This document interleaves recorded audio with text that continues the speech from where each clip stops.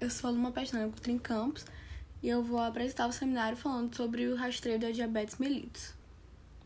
Para começar, antes de falar do rastreio, eu vou começar falando do conceito e a classificação da diabetes. Diabetes é uma doença com prevalência alta na população.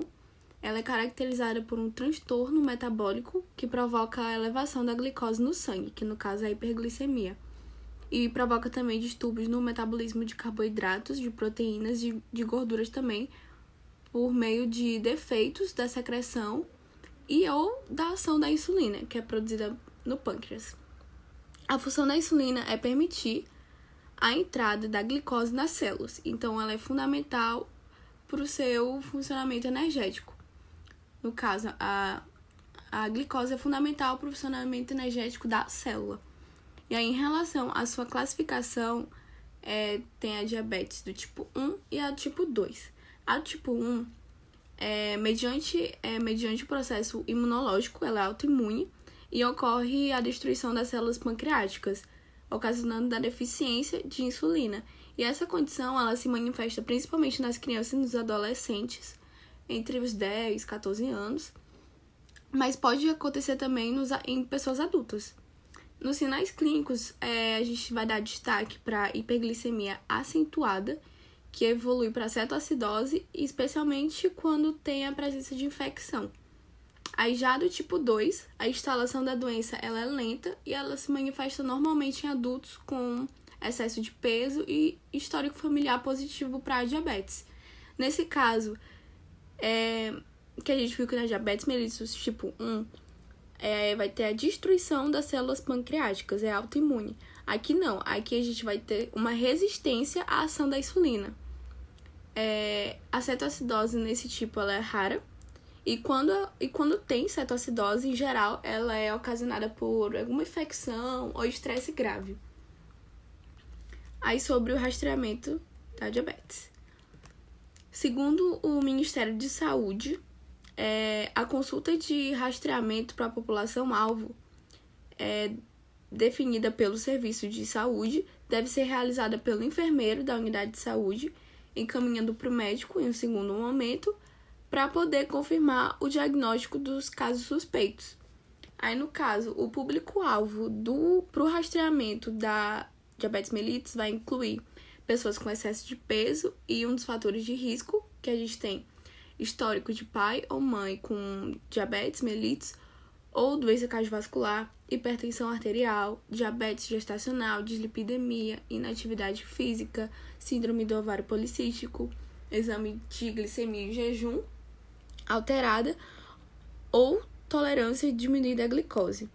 Outras pessoas que fazem parte do público-alvo, pessoas que têm idade igual ou superior a 45 anos, ou pessoas que têm um risco cardiovascular moderado. Aqui falando sobre sinais, sintomas e diagnóstico da diabetes. Os sinais e sintomas característicos que levantam a suspeita são os famosos 4 P's, que no caso poliúria, que é quando você urina muito em volume, polidipsia, muita sede, polifagia, muita fome e perda inexplicada de peso. Outras manifestações que a gente tem é fadiga, fraqueza, visão turva, infecções recorrentes, prurido cutâneo, prurido no caso é coceira, e entre outros. Em relação ao diagnóstico, tem 4 tipos de exames que podem ser utilizados. No caso, a glicemia casual, glicemia de jejum, teste de tolerância à glicose com sobrecarga de 70 gramas em 2 horas, que é o TTG, e em alguns casos a hemoglobina glicada, que é o HbA1c. Segundo o caderno de atenção básica citado, ele fala que a glicemia em jejum ela é considerada alterada quando se encontra entre 110 e 126 miligramas por decilitro. E diabetes mellitus quando é igual ou maior que 126, certo? Aqui o tratamento da diabetes. As condutas não medicamentosas incluem a adoção de medidas saudáveis de vida, como uma alimentação balanceada, praticar atividades físicas também.